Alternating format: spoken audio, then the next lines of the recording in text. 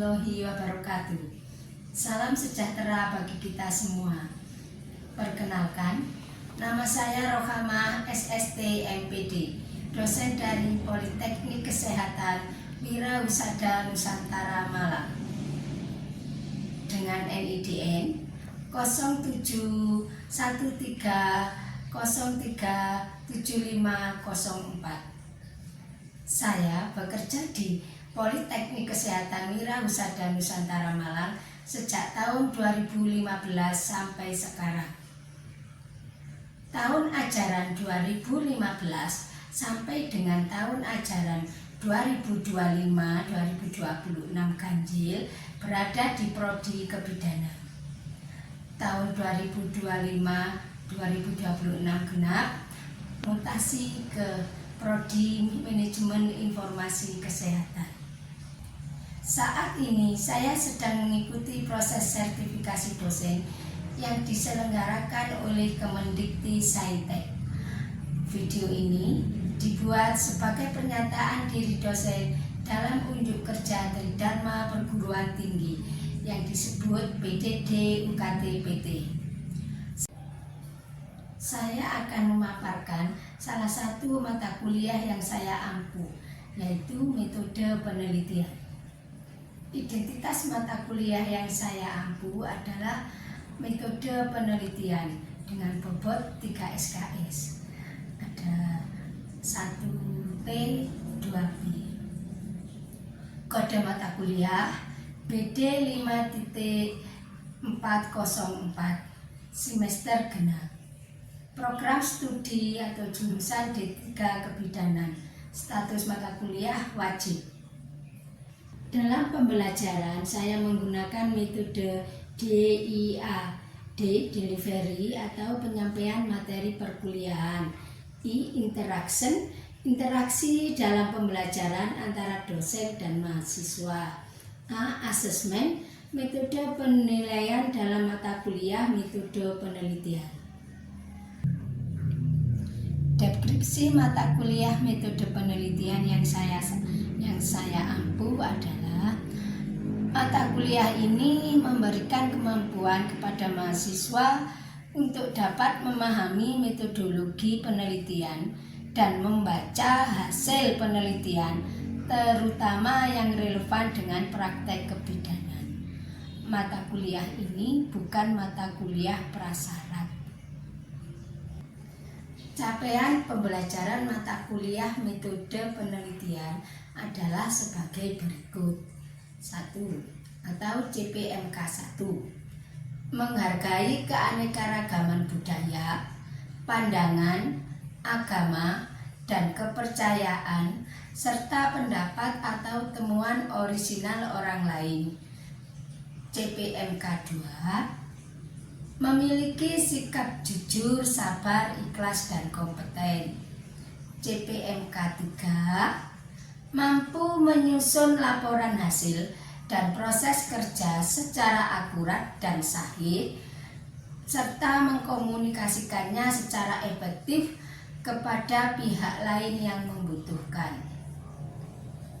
CPMK 4. Mampu mendokumentasikan atau menyimpan, mengamankan, dan menemukan kembali data untuk menjamin kesahihan dan mencegah plagiasi.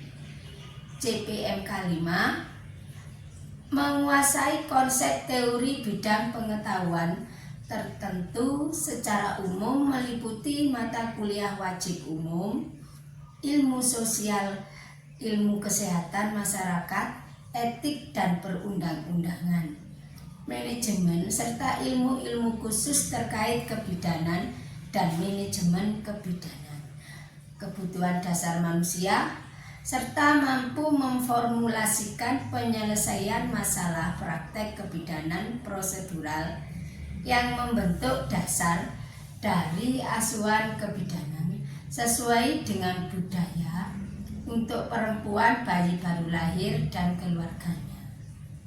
CPMK 6. Mampu mengambil keputusan yang tepat berdasarkan analisa data dan mampu memformulasikan berbagai alternatif pemecahan masalah baik secara mandiri maupun kelompok dalam rangka menggerakkan dan memberdayakan dari individu, keluarga, kelompok khusus, masyarakat dalam pelayanan kesehatan ibu dan anak sesuai dengan tanggung jawab dan kewenangan atas hasil kerja organisasi. Bahan kajian dalam metode penelitian adalah sebagai berikut. 1. Memahami konsep dasar penelitian. 2.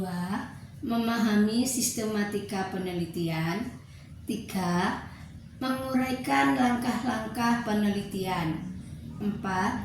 Memahami metodologi penelitian. 5. Hasil penelitian dalam pelayanan kebidanan atau kesehatan. 6. Memahami konsep dasar statistik. 7. Memahami teori probabilitas. 8. Memahami sampel dan teknik sampling. 9. Melakukan penghitungan data dengan uji statistik Chi kuadrat dan korelasi persen produk. 10. Indikator keberhasilan pelayanan di rumah sakit dan puskesmas. 11. Proposal penelitian. 12. Seminar proposal. Selanjutnya, saya akan menjelaskan tentang materi perkuliahan. Pertemuan pertama sampai dengan pertemuan ke-7 adalah materi untuk middle test. Dan pertemuan ke-8 saat middle test. Pertemuan ke-9 sampai dengan pertemuan 15 lanjut penjelasan materi. Pertemuan ke-16 final test. Nah, pertemuan pertama, kontrak perkuliahan dan konsep dasar penelitian. Pertemuan kedua, sistematika penelitian. Pertemuan ketiga, langkah-langkah penelitian. Pertemuan keempat, berbagai macam rancangan penelitian. Pertemuan kelima, rapid assessment prosedur. Pertemuan keenam, teknik pengumpulan data. Dan pertemuan ketujuh menjelaskan cara pengolahan data dan interpretasinya. Nah, lanjut middle test. Pada pertemuan yang ke-9 menyampaikan materi tentang manfaat dan teknik penyajian data. Pertemuan 10 lanjutan dari pertemuan 9, yaitu manfaat dan teknik penyampaian data. Pertemuan ke-11 menjelaskan nilai rata-rata distribusi data. Pertemuan 12 pengujian hipotesis. Pertemuan 13 lanjutan materi dari pertemuan 12, yaitu pengujian hipotesis. Pertemuan 14 penghitungan uji statistik. Pertemuan 15 cara penulisan laporan. Nah, pertemuan 16 final test. Demikian tentang materi pembelajaran yang saya berikan. Metode yang saya gunakan dalam pembelajaran ini yang pertama adalah delivery dengan menggunakan pendekatan metode scientific learning dengan model pembelajaran active learning. Nah, dengan menerapkan berbagai metode pembelajaran secara bergantian dan bervariasi pada setiap kegiatan pembelajaran. Nah, metode tersebut 1. Ceramah atau tanya jawab. Nah, di sini saya memberikan penjelasan tentang materi kuliah dan diselingi dengan interaksi serta memberikan kesempatan bertanya, tanya jawab. Jadi saya sekilas memberikan materi tanya balik. Nah, yang kedua, problem based learning, memberikan contoh kasus atau isu-isu yang berhubungan dengan mata kuliah untuk didiskusikan. Nah, di sini misalnya kasus-kasus yang berhubungan dengan kesehatan. Nah, yang ketiga, memberikan penugasan atau kerja kelompok. Nah, di sini memberikan tugas individu atau kelompok tentang membuat kasus-kasus tersebut. Yang keempat, unjuk kerja, mempresentasikan tugas atau refleksi materi kuliah. Jadi tugas-tugas individu atau kelompok tersebut mereka sajikan.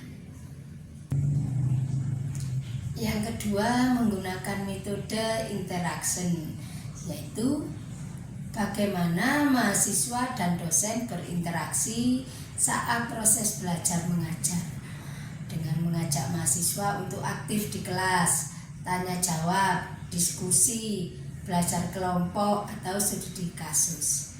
Seperti itu.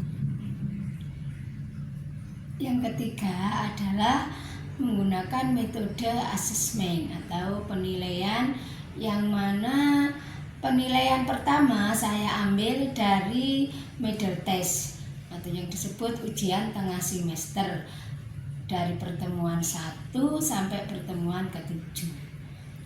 Penilaian yang kedua saya ambil dari final test, yaitu disebut ujian akhir semester yang dilaksanakan pada pertemuan ke-16.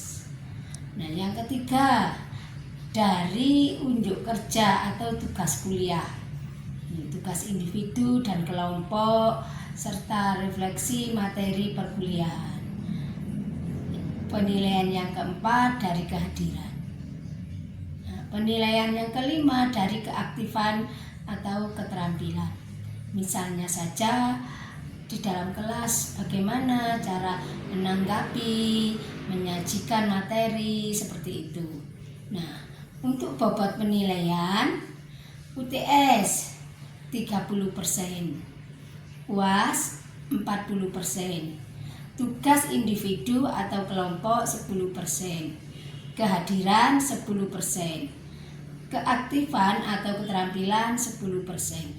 Jadi total penilaian tersebut 100%.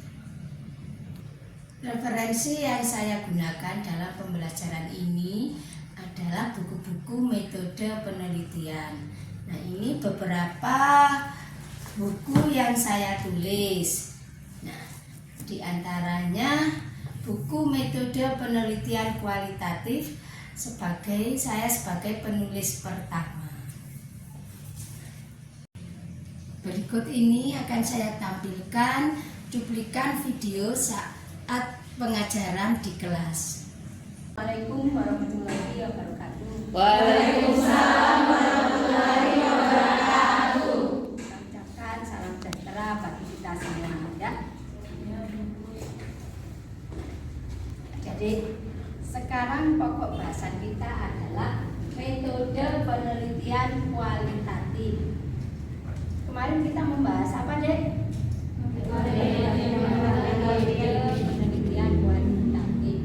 Coba saya tanya sekilas, apa sih pengertian dari metode penelitian kualitatif? Saya Ibu Ya, namanya, Dek? Indri. Ya, Indri, apa Indri? Pendekatan ilmiah yang mengumpulkan dan menganalisa data berbasis angka-angka. Jadi kalau kualitatif itu berbasis angka. Nah, di sebelah saya kanan.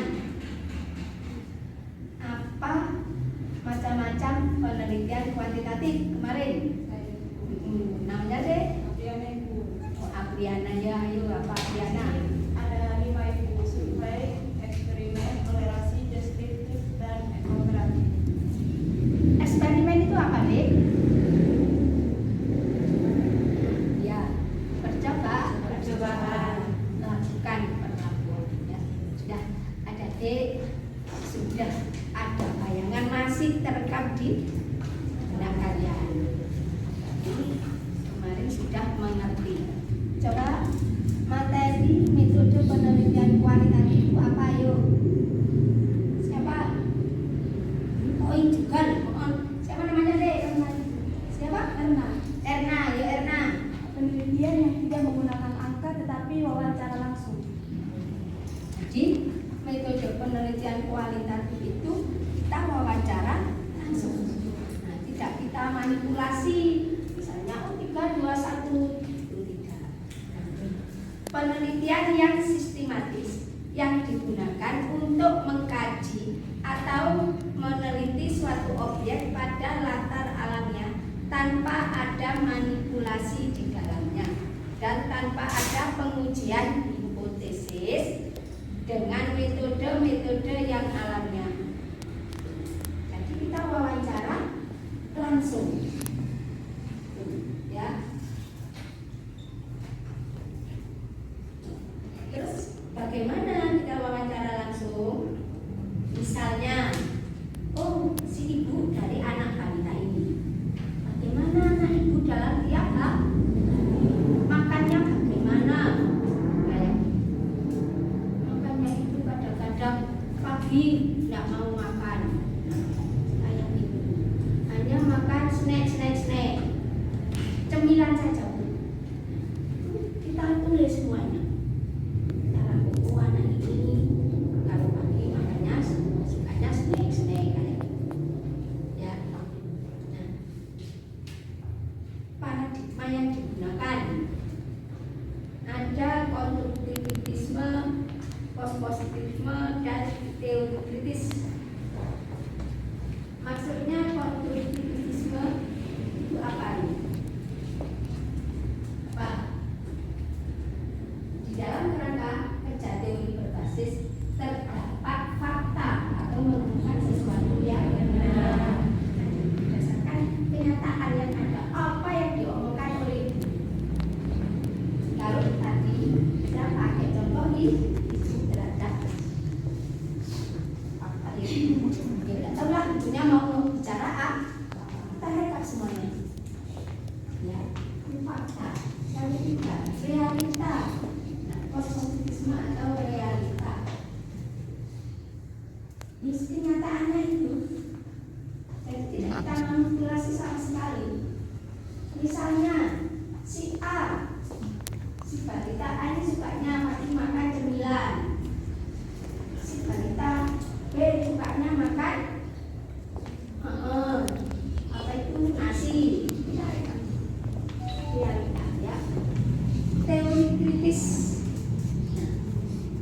artinya suatu wacana atau cara pandang terhadap realitas yang mempunyai orientasi ideologis.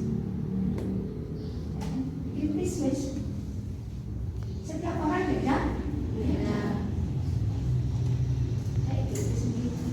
Kalau kuantitatif, misalnya kita sekolah makan ini mengacu pada itu, ya kan? Kalau kualitatif tidak. Berdasarkan itu dimakan oleh bayi anak balita tadi. Itu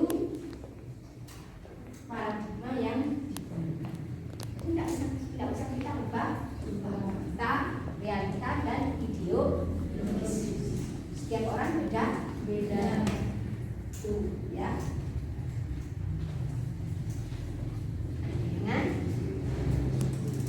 Lanjut, konsep dasar metode penelitian kualitatif fenomenologi. Sudah ada itu. Apa?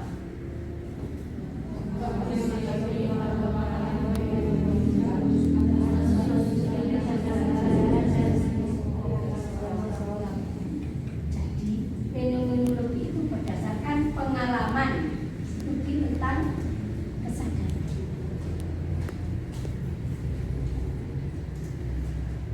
Interaksi simbolik, nah, didasari oleh penafsiran. Kira-kira ini bagaimana? Kebudayaan, menguraikan kebudayaan atau aspek-aspek kebudayaan. Misalnya orang ya dari Sumba kebudayaannya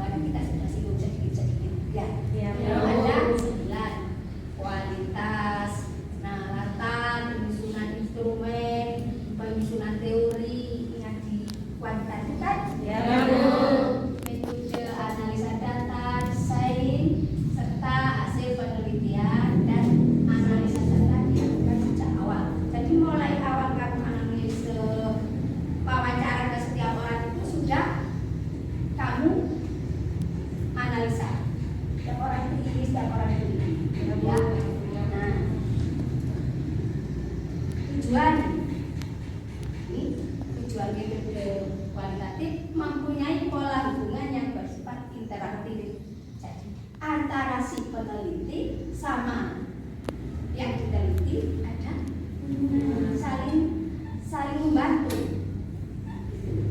Jadi nggak cuma satu orang yang bermain. Pengembangan realitas yang kompleks, memperoleh pemahaman makna dan menemukan teori. Jadi tujuan kamu nanti harapannya ada teori baru.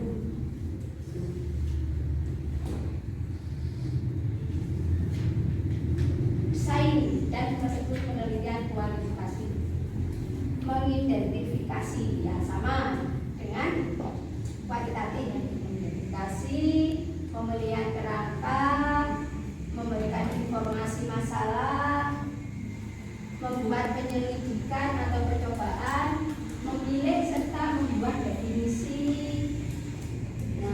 memilih prosedur dan mengukur alat serta teknik yang akan digunakan. Variabelnya apa? Indikatornya apa? Seperti itu ya? Ya, Bu.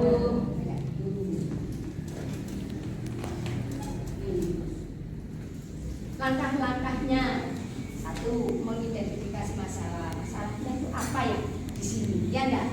Oh, ternyata berat badannya kurang. Balita itu berat badannya kurang. Sama mengidentifikasi masalah. Memberikan batasan masalah. Batasan masalah itu dia tidak melebar. Kamu kasih balita umur sekian sampai sekian. Nah, fokus menetapkan kriteria data. Pengumpulan data, pengolahan dan pemaknaan data, dikeluarkannya suatu teori. Misalnya teori apa? Ternyata balita tersebut, balita umur 2-3 tahun itu konsumsi nutrisinya yang lebih baik itu adalah protein. Nah, satu protein, tinggi protein, contohnya telur. Kan teori baru ya. Nah, laporan hasil penelitian.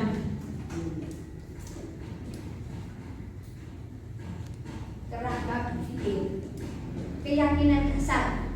Ingat, kita harus mempunyai keyakinan dasar. Kan kita mau meneliti, oh masalahnya itu ini, harus yakin. Keyakinan dasar. Waktu. Ada yang mengatakan bahwa waktu penelitian kualitatif ini cukup lama, karena kita harus mencari dari satu orang ke orang lain. Tetapi apabila sudah ditemukan data yang jenuh, data yang pasti, tidak lama. Misalnya tadi saya buat contoh berat badan anak umur 2-3 tahun. Kenapa kok turun? Di desa ini kenapa kok turun? Berarti ternyata konsumsinya itu ini loh. Nah, sudah ada fakta, tidak ada data jenuh.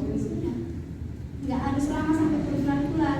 Tapi kalau kita belum ketemu yang pasti, ya lama sampai ketemu. Tuh. Nah, makanya dibilang lama batasan waktu bulan 2 bulan saja. Ya. Nah, sekarang kita masuk ke jenis-jenis penelitian kualitatif. Ada 12. Pertama adalah satu dasar.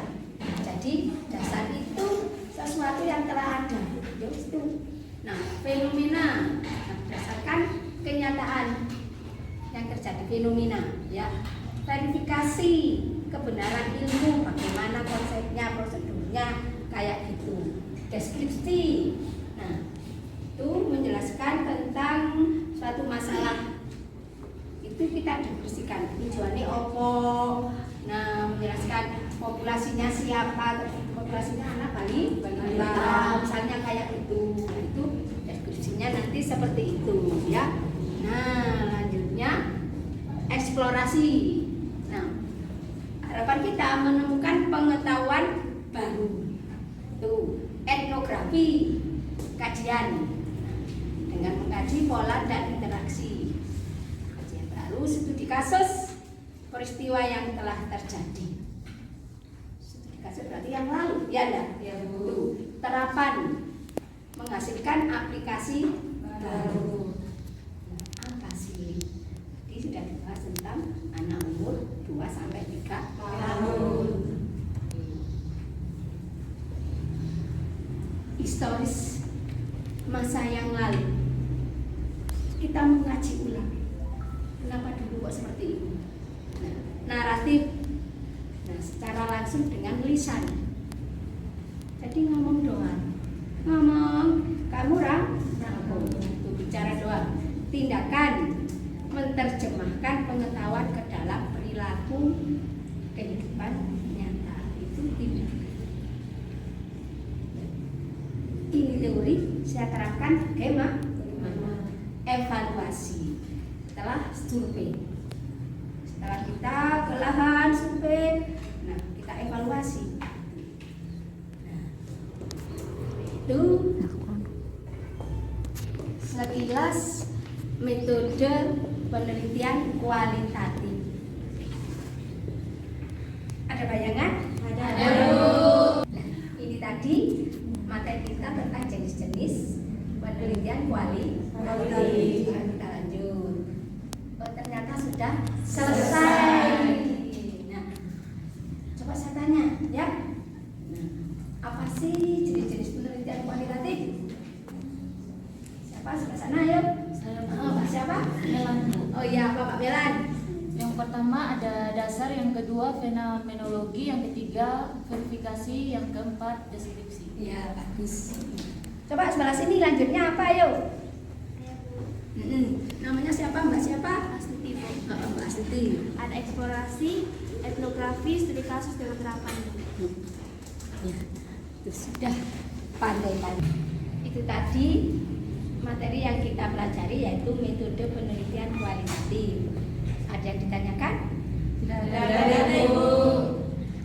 Itu kalau tidak ada yang ditanyakan, kita akhiri sampai sekian. Minggu depan silahkan mempelajari buku ini. Kita ketemu minggu depan ini, ya. Iya, Ibu. Materinya adalah kuis. Kemarin kan sudah ada yang punya. Iya, Ibu. Kalau ada yang belum punya, silahkan pinjam di perpustakaan. Iya, Bu. Demikian saya akhiri. Wassalamualaikum warahmatullahi wabarakatuh. Waalaikumsalam warahmatullahi wabarakatuh. Demikianlah video pernyataan diri dosen dalam unjuk kerja Tridharma Perguruan Tinggi yang saya buat di bidang pengajaran. Sekian, kurang lebihnya mohon maaf, terima kasih. Wassalamualaikum warahmatullahi wabarakatuh.